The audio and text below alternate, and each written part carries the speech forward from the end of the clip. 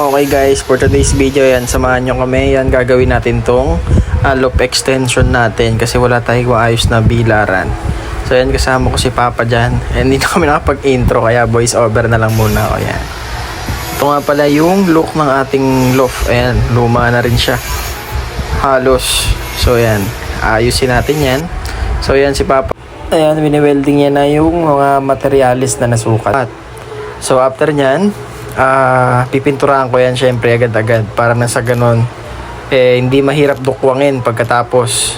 So ayan, napit niya na yung dyan mismo sa mismong front natin. Ayan, collapsible nga pala yan lahat para kapag dating ng panahon gusto mo na naman pinturahan, madaling-madali lang kasi ditanggal siya. So ito naman guys, yan yung pinaka bilaran sa tuktok.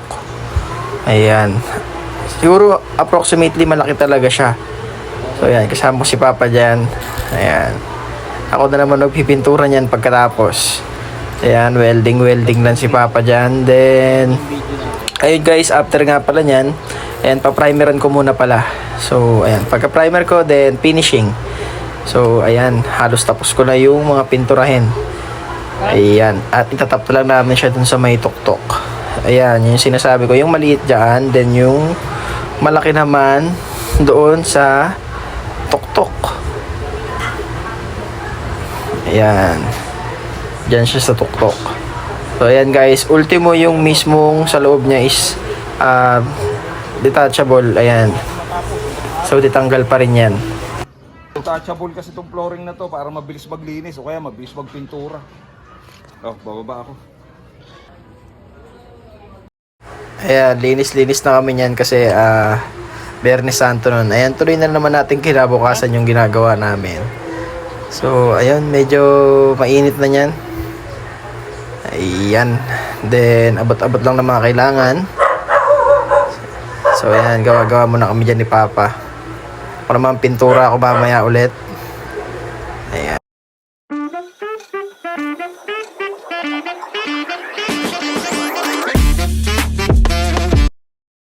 Swerte lang rin ako guys, marunong talaga si Papa sa mga ganyan. Hindi ko na kailangan magbayad ng labor. So, ayan, puro materials na lang. Ayan. Pero kung gusto yung magpaano kay Papa, pwede rin naman. Ayan. Siguro ngayon, totoo na to. Ilalagay na talaga namin yung maliit dyan. And then, yung malaki naman, dun sa tuktok. So, ayan guys, ginabi na naman kami sa bubungan na yan. So, bukas na lang ulit. Di pa natin ito nagagawa. Di pa natin naakyat. Okay. So, ayan na. Siguro naman ito totoo na to. May akyat na talaga natin. Ayan. And then, ito guys, ito yung railing nung mismong pinto. Doon sa may kabilang loop para may access ka both sides. So, ayan. Si Papa rin gumawa niyan. So, ayan na. Ayan na yung pinto, guys. Tapos, tatanggalin namin, syempre, yung harang doon. So, ito na, guys. Ayan na. Siguro, totoo na talaga to. Ayan. Yung sinasabi ko, yung maliit is andyan. Then, yung malaki naman ay doon sa tuktok. So, syempre, welding muna natin. I mean, si Papa, welding niya muna. Ispat niya muna. And then, ito na. Ayan, linis lang kasi malaki talaga yung mismong bilaran natin. So, ayan na guys. Ayan na, ikabit na namin. So, ayan, tuwan-tuwa siya sa ginawa niya. Okay, tanggalin muna natin yan ulit. Para nga yan yung sinasabi naming access dun sa kabila. So, pagkatapos dyan, ganyan na yung nangyari. Pipinturahan ko na naman yan. And galing dito sa ganyan loop, eto na siya. Okay na. Nakakatuwa lang.